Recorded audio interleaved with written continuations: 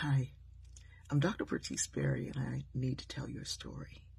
Yesterday, I shared about reciting James Weldon Johnson, and so many of you, when I included the poem on the page, so many wrote back and said, "Oh my goodness, I never heard this. This is such beautiful poetry."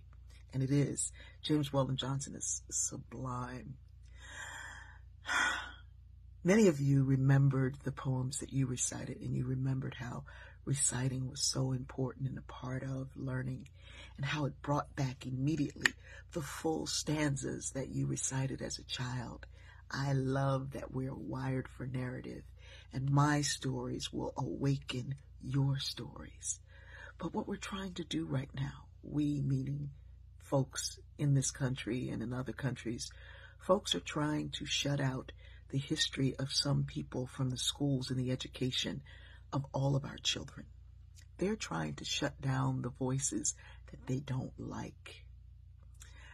I learned James Weldon Johnson, but I also learned Dylan Thomas, Yeats, E.E. Cummings. I learned Robert Frost.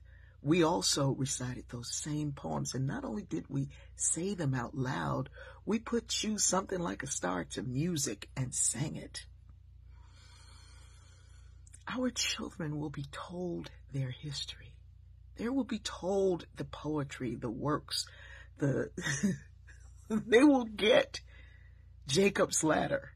They will get these works. There is a child right now, this early in the morning, going to Hebrew school before they go to whatever school that they go to. They're going to learn their history and then recite a great deal of it back at their bar mitzvah and bat mitzvah. Seder meals will be filled with the history of a people that we try to disconnect from.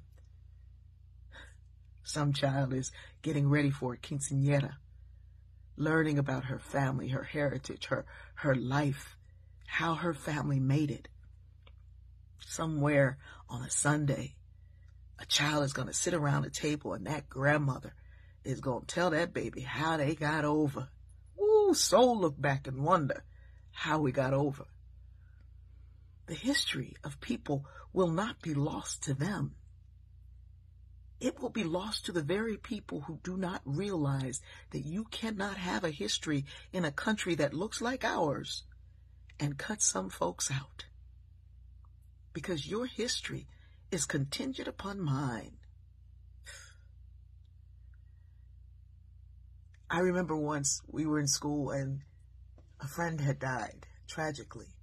And we had a substitute teacher, a white man, and he came in and he told us we should write a poem for my friend. And we all sat and wrote our poetry, and he decided that he was going to read out loud the one he had written to us dark savages. And he began to read, and then he got to the refrain, and we were looking around like, this sounds familiar. He got to the refrain and said, "Rage, rage against the dying of the light. Do not go gentle into that good night." A young man from the back of the class who barely spoke up said, "Man, you trying to rip off Dylan Thomas?